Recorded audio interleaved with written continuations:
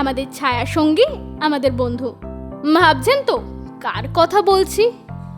আরে যাকে ছাড়া আমরা রাস্তায় চলতেই পারি না।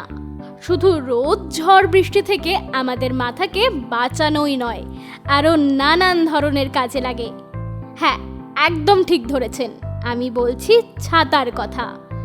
এত উপকারী ছাতার উৎপত্তি কিভাবে, তা কি আদৌ আমরা জানি? চলুন আজকে আমরা জেনে নিই ছাতারই কিছু অজানা ইতিহাস। এখন থেকে আনুমানিক 4000 বছর পূর্বে গ্রিস, ইতালি, চীন, মিশর আদতে কোন দেশে যে ছাতার উৎপত্তি তা নিয়ে রয়েছে অনেক বিতর্ক।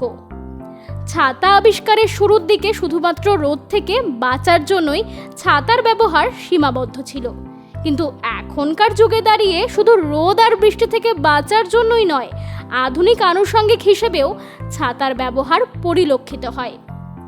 ইতিহাসের পাতা ঘাটলে জানা যায় প্রাচীনকালে মানভূম অঞ্চলের রাজারা ইন্দ্রদেবের আরাধনায় ছাতা পরবের আয়োজন করতেন, যার সঙ্গে ভারতীয় পুরাণ, লোককথা ও আঞ্চলিক ইতিহাস ঘনিষ্ঠভাবে যুক্ত।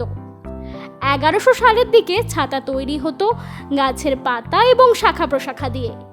যুগ পরিবর্তনের সাথে সাথে ছাতা তৈরির কাঁচামালও পরিবর্তিত হতে থাকে কাপড়, চামড়া, সিল্ক এবং কাগজ দিয়ে।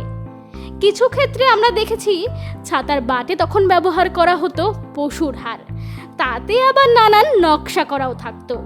আচ্ছা জানেন কি আগেকার দিনে ছাতার ব্যবহার কারা করতেন?